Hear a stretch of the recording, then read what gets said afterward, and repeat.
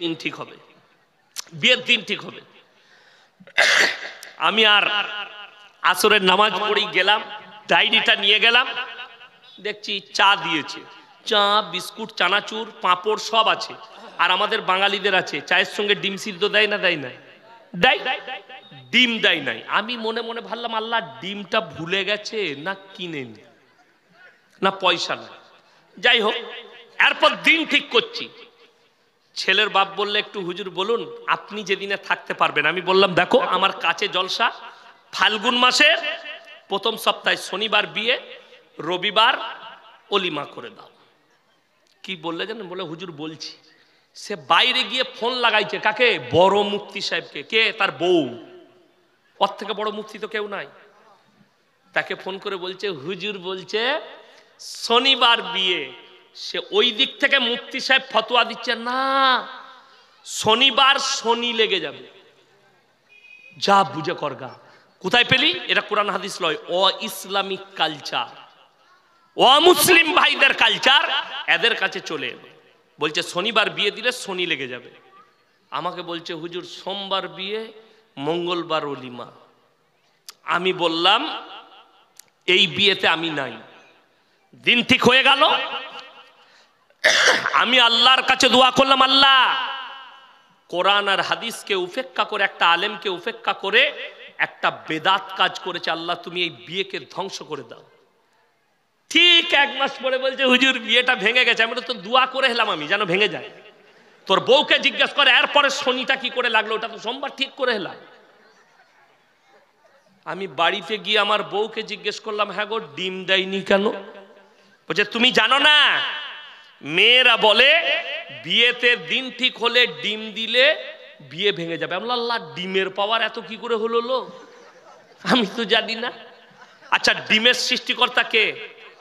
মুরগির সৃষ্টিকর্তা কে? তাহলে ডিম কি করে বিয়ে ভাঙাবে? এর থেকে বড় শিরকি ভাষা আর কিছু নেই। আল্লাহ মাফ করুক মা দিকে। আবার ফতোয়া শুনেলেন বিয়েতে জেলেবি দেওয়া যাবে না, প্যাঁচ লেগে যাবে। ফতোয়া কার? খালার। ফতোয়া কার? ফুপুর। বলছে জিলেবি দেওয়া যাবে না। আচ্ছা জিলেবি দিলে যদি বিয়েতে প্যাঁচ লেগে যায়, যে লোক জিলেবি তৈরি করছে তার বেটা বিটিরা জীবনে বিয়ে হবে? সে তো প্যাঁচ মেরিয়ে গেছে, তার প্যাঁচ মারা শেষ আছে। তো এই হচ্ছে শিরকি ভাষা।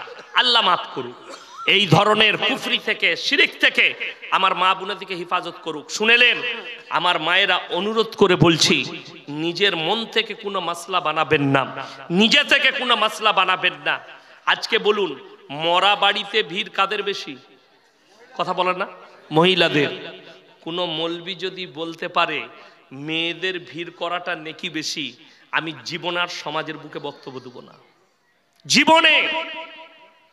শুনেলেন মায়েরা, মায়েরা মরা বাড়ি যেতে পারবে, মাইয়াত বাড়ি, যদি নিকটতম আত্মীয় মারা যায়।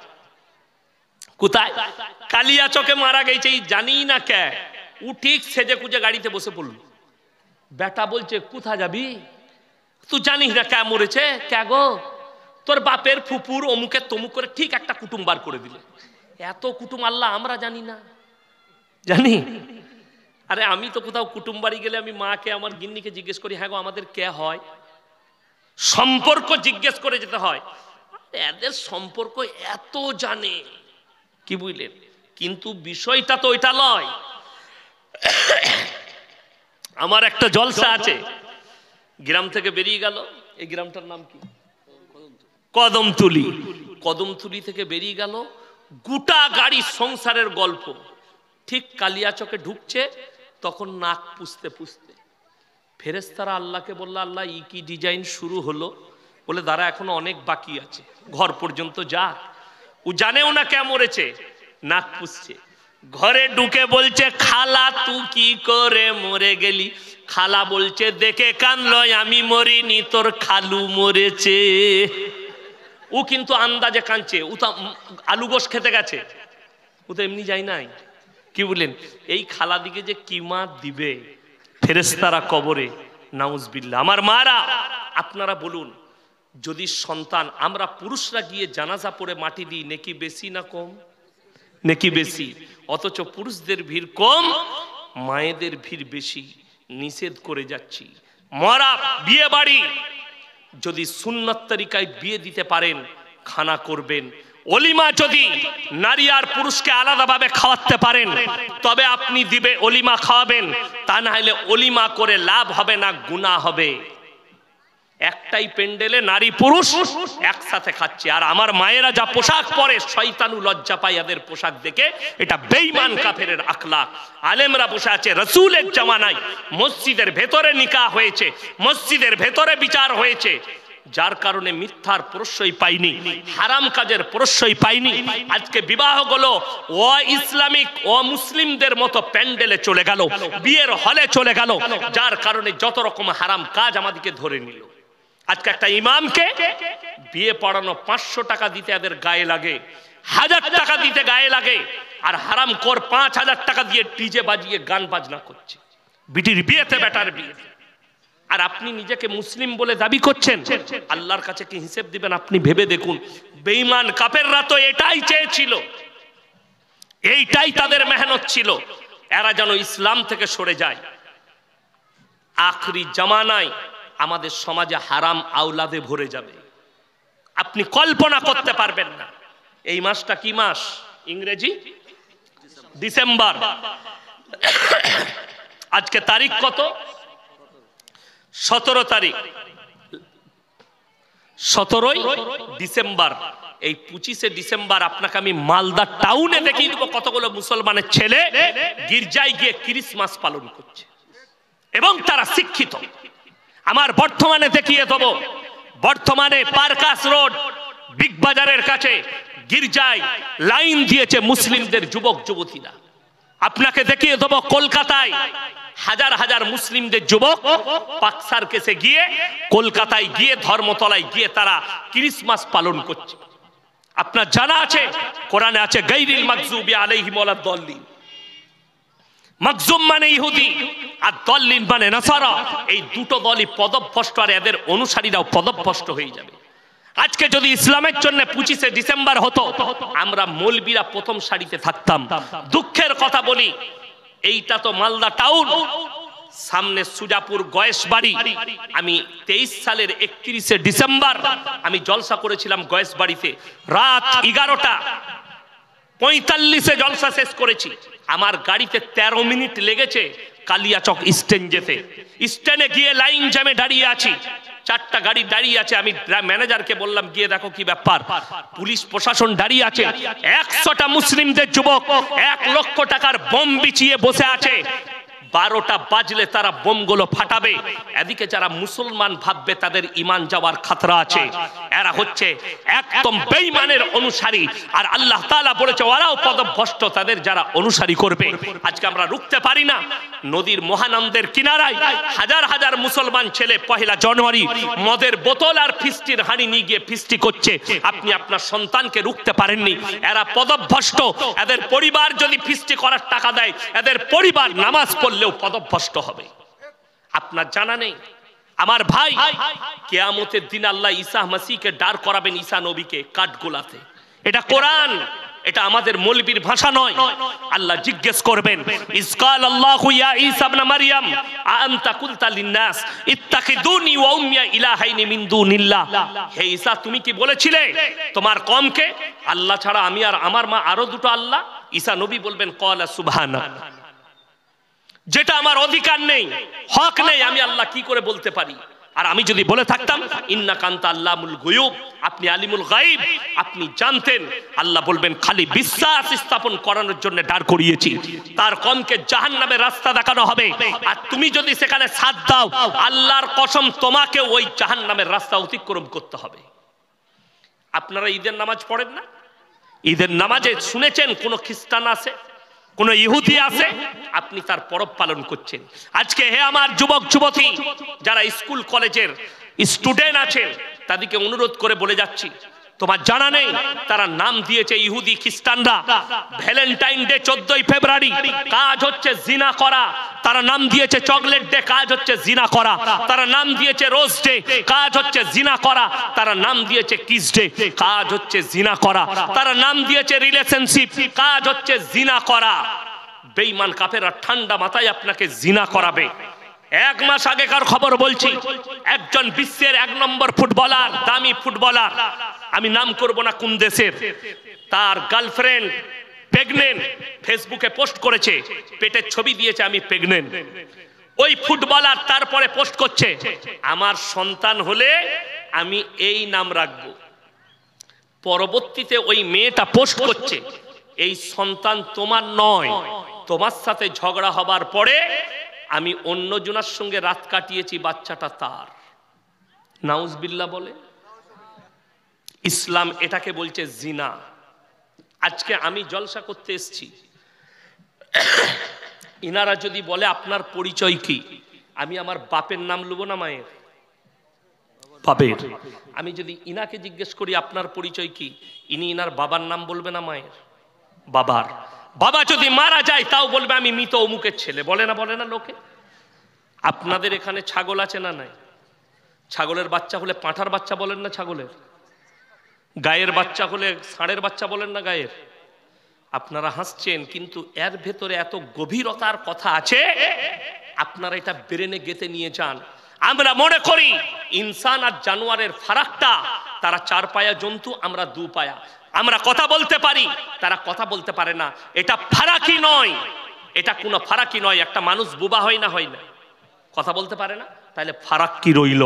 একটা মানুষ, কোরআনে আছে বালহুম আদাল, চতুষ্পর জন্তুর থেকেও খারাপ তারা যারা আমার আল্লাহকে চিনতে পারলো না, যারা নিজেদের মা বাবার সঙ্গে অপব্যবহার করলো, যারা আল্লাহর রসুলকে গালি দিল, এরা চতুষ্পর জন্তুর থেকেও খারাপ, যাদের কাছে দিন নাই। শুনেলেন আল্লাহ ফারাকটা কি করেছে?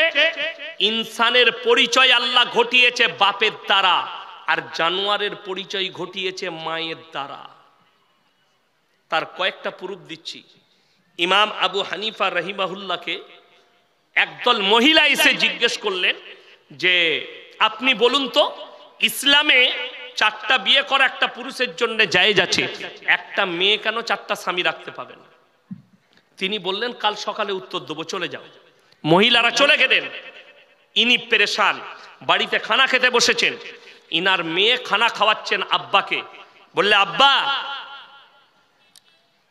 আপনি এত পেরেশান কেন? মা, মহিলারা আমাকে প্রশ্ন করেছে পুরুষরা 4টা বিয়ে করতে পাবে ইসলামে, মেয়েরা কেন 4টা স্বামী রাখতে পাবে না? আমি উত্তর দিইনি। সেই যুগটা টেকনোলজির যুগ ছিল না, সেই যুগটা সায়েন্সের যুগ ছিল না। ইমাম আবু হানিফা রাহিমাহুল্লাহকে তিনার মেয়ে বললেন, আব্বু কাল সকালে মহিলাগুলোকে আমার কাছে পাঠান, আমি উত্তর দেব। তিনি চলে গেলেন, সকালে বসে আছেন নিজের অফিসে, মহিলারা এসে পর্দায় হাজির। বললে তোমরা আমার মেয়ের কাছে যাও, সেই উত্তর দেবে। সেই মহিলারা ইমাম আবু হানিফা রাহিমাহুল্লাহর মেয়ের কাছে এলেন, তুমি নাকি আমাদের প্রশ্নের উত্তর দেবে? হ্যাঁ উত্তর দেবো, বসো। প্রত্যেকটা রিওয়ায়াতে আছে মহিলাকে একটা করে কাটোরা ধরালেন, তোমরা নিজের নিজের স্তন থেকে দুধ বের করে নিয়ে এসো। প্রত্যেকটা মহিলা নিজের নিজের স্তন থেকে দুধ বের করে নিয়ে এলো। একটা পাত্রের মধ্যে বললে ঢেলে দাও, সব ঢেলে দিল, মিক্স হয়ে গেল দুধগুলো। এরপরে ইমাম আবু হানিফা রাহিমাহুল্লাহর মেয়ে বললেন তোমরা নিজের নিজের দুধগুলো বের করে লাও।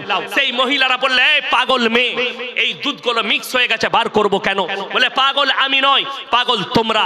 একটা ছাগল যদি মাঠে যায়, 5টা পাঁঠা মিলামিশা করলে কার বীর্য থেকে বাচ্চা হয়েছে এটা আল্লাহ ছাড়া কেউ জানে না। একটা গাই যদি মাঠে যায়, তার সঙ্গে 5টা ষাঁড় মিলামিশা করবে, কার বীর্য থেকে বাচ্চা হয়েছে এটা আল্লাহ ছাড়া কেউ জানে না। আজকে তোমরা যদি 4টা পুরুষ রাখতে চাও, কার বীর্য থেকে বাচ্চা হবে এটা সংশয় দাঁড়াবে। ওই জন্য আল্লাহ মানুষের পরিচয় দিয়েছে বাপের দ্বারা, আর জানোয়ারের পরিচয় ঘটিয়েছে মায়ের দ্বারা। ওই জন্য তোমরা 4টা স্বামী রাখতে পারো না, তোমাদের আর জানোয়ারের মধ্যে কোনো ফারাক থাকবে না। আজকের দিনে কিয়ামত কাছে।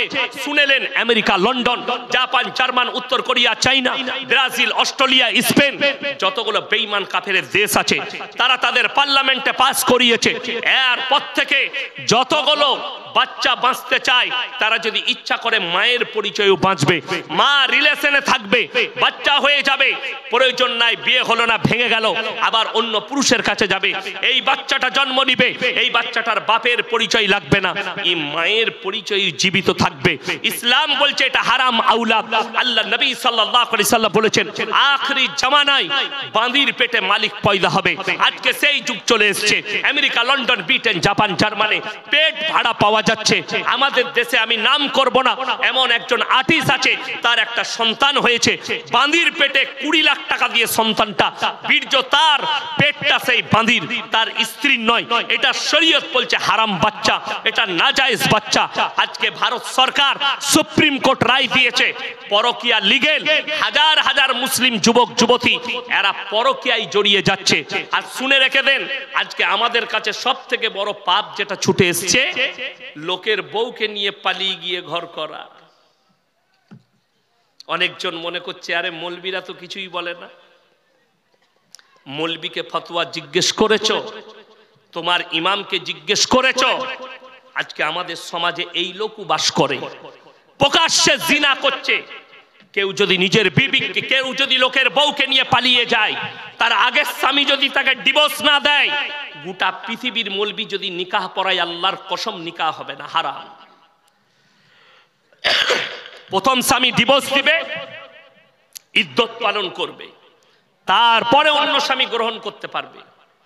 গোটা পৃথিবীর মৌলবী বিয়ে পড়ালে জায়েজ হবে না। আজকে আপনি ওটাকে জায়েজ করার দিয়েছেন।